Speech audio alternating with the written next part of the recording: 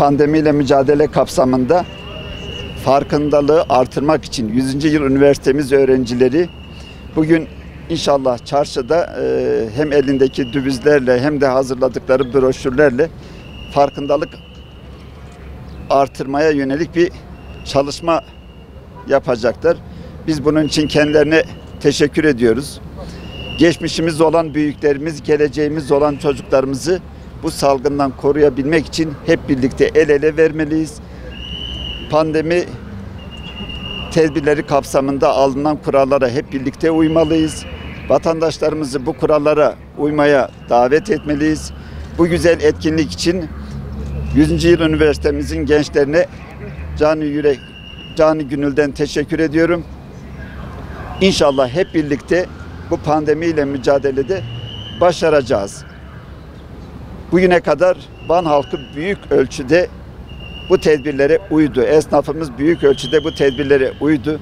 Ama maalesef zaman zaman taziyelerden kaynaklanan veyahut da izole edilen vatandaşlarımızın evde kurallara uymamasından dolayı çevrelerine bu hastalığı bulaştıklarına da şahit olmaktayız. Bu süre zarfında hem evde kalan yaşlılarımıza, büyüklerimize hem de gençlerimize, çocuklarımıza hizmet götürmeye çalışan vefa destek gruplarının içinde yer alan emniyet, jandarma, AFAD, sosyal yardımlaşma, dayanışma, vakfı personeli, eğitim camiamızın gönüllüleri, Diyanet İşleri Başkanlığımızın gönüllü personelleri hepsi burada hizmet vermektedir. İnşallah bu süreci onları evde kaldığı süre zarfında en az sıkıntıyla atlatacak şekilde kendilerine yardımcı olmaya çalışan bu arkadaşlarımızın hepsine ben teşekkür ediyorum. Yine bu gençlerimizin bu duyarlılığından dolayı teşekkür ediyorum. Vatandaşlarımızı da bu tedbirlere uymaya davet ediyorum. Sizi bulmuşken bugün bir Hıfzı Sıha Kurulu kararı daha aldık.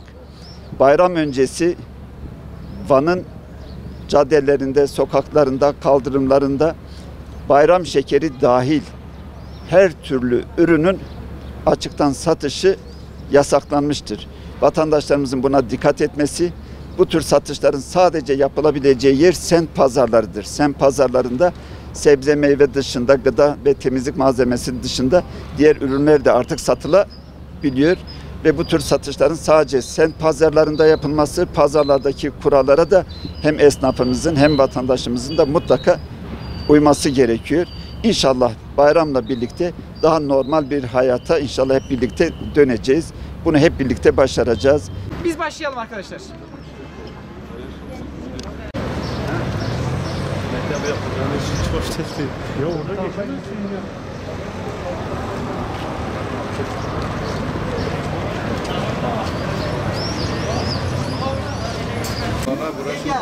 Evet, yani onun için hep birlikte birbirimizi uyaralım.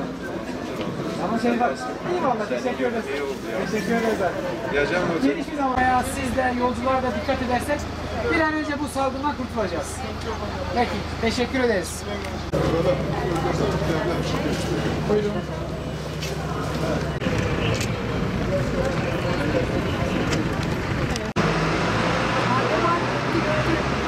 Canım gel.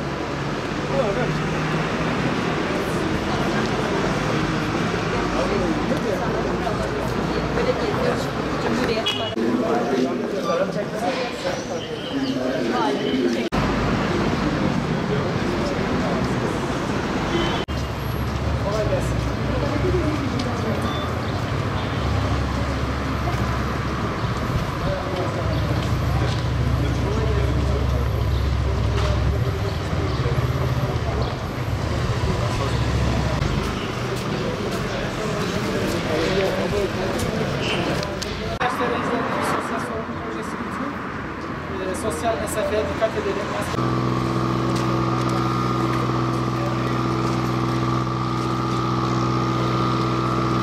Broşür var mı kimsede? Evet.